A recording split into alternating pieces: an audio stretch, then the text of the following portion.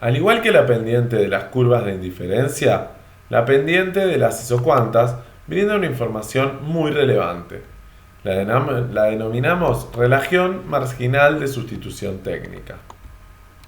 La relación marginal de sustitución técnica, RMST, es la relación a la que se pueden sustituir un factor productivo por otro sin alterar el nivel de producción, dada la tecnología disponible.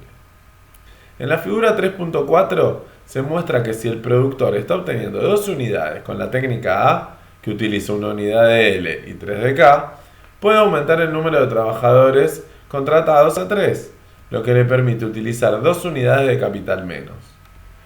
Por lo tanto, podemos expresar la relación marginal de sustitución como el valor absoluto de la pendiente, lo cual relaciona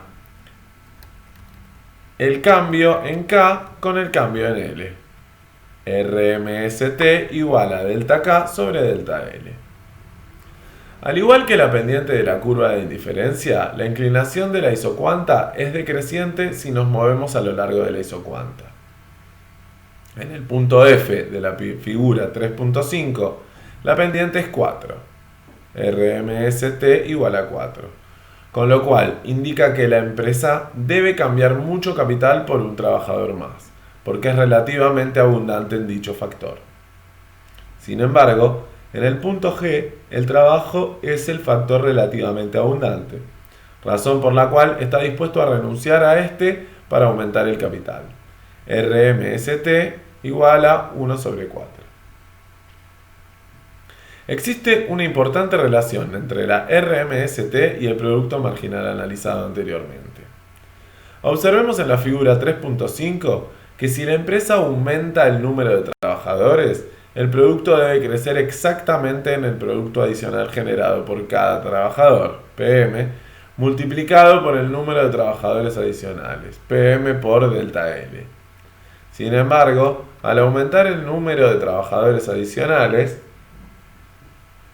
la empresa reduce el número de máquinas en delta Q y el producto debe de reducirse en menos PMQ por delta Q.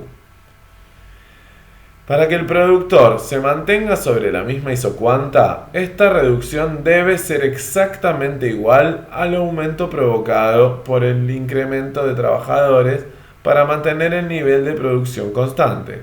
Entonces, se tiene que PML delta L es igual a menos PMK por delta K es igual a menos delta K sobre delta L es igual a PML sobre PMK igual a RMST igual PML sobre PMK. La producción en el largo plazo. Definimos el largo plazo como aquel periodo de tiempo en el cual es posible alterar todos los factores productivos. Por lo tanto, una pregunta relevante en el largo plazo es: ¿qué sucede con el nivel de producción si la empresa altera en determinada proporción en todos los factores productivos? ¿Crece en la misma proporción, en más o en menos? Al alterar todos los factores, la empresa estaría cambiando la escala de producción. Por lo cual, la medida en que se cambia el nivel de producción suele denominarse como el grado de rendimientos a escala. Se dice que existen rendimientos constantes a escala si al aumentar todos los factores en determinada proporción, la producción aumenta en la misma proporción. Existen rendimientos crecientes a escalas o economía de escala si al aumentar todos los factores en determinada proporción, la producción aumenta en una proporción mayor. Existen rendimientos decrecientes a escala o deseconomías de escala si al aumentar todos los factores en determinada proporción, la producción aumenta en una proporción menor. Es posible observar los rendimientos a escala a través de un mapa de isocuantas. En la figura 3.6, al pasar de la combinación de factores A a la B, se duplica el uso tanto de K como de L y la producción se triplica. Por lo tanto, la función de producción muestra rendimiento creciente en escala. Este tipo de rendimiento puede deberse a la especialización que logran los factores productivos al trabajar con grandes volúmenes. Un ejemplo típico es el del oleoducto. Si duplicamos su diámetro, estaremos utilizando el doble de materiales. La circunferencia del oleoducto se cuadruplicará y por lo tanto podremos transportar más del doble de petróleo.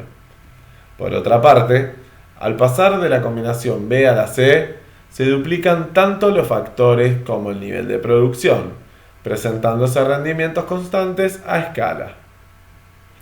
Finalmente, al pasar de la combinación C a la D, se duplican los factores, pero la producción crece menos que el doble. Por lo tanto, en ese tramo existen rendimientos decrecientes a escala. No confundir con los rendimientos marginales decrecientes.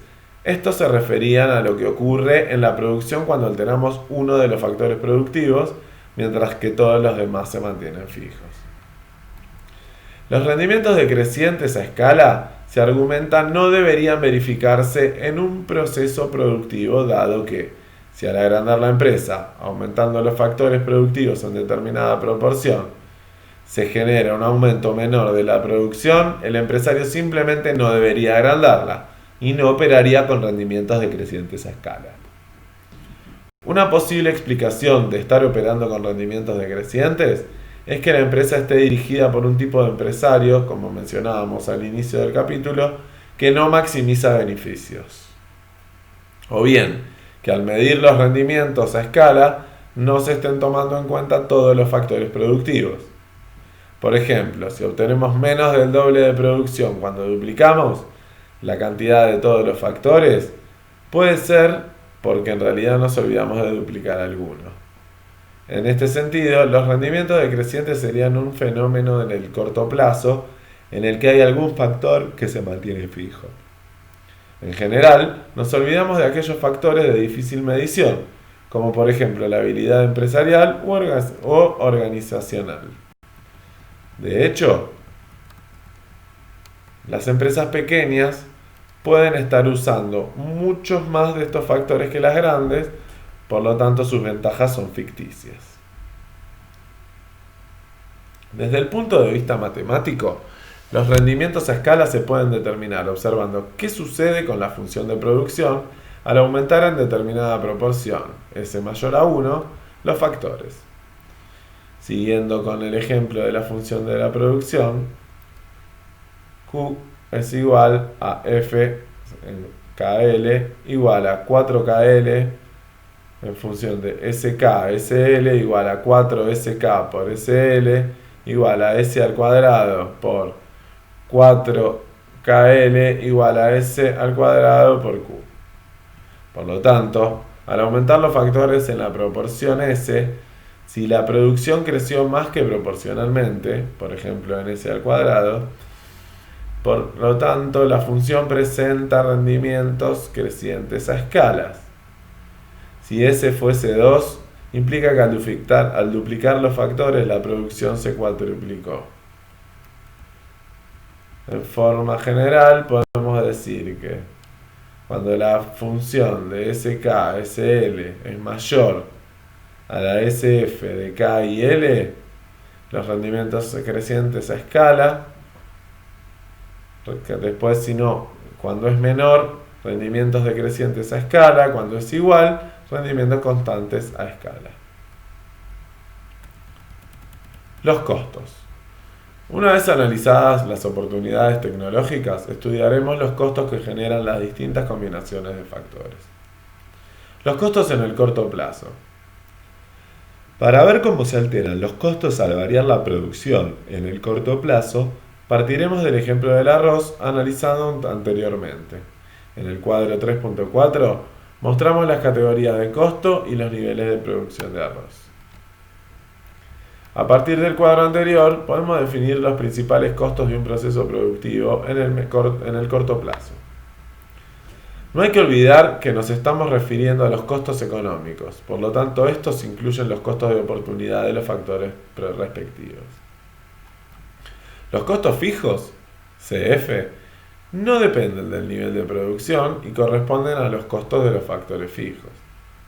Por ejemplo, el arrendamiento de los edificios, de la tierra o de los equipos, los intereses abonados por las deudas contratadas, etc., que deben pagarse aún cuando la empresa no produzca.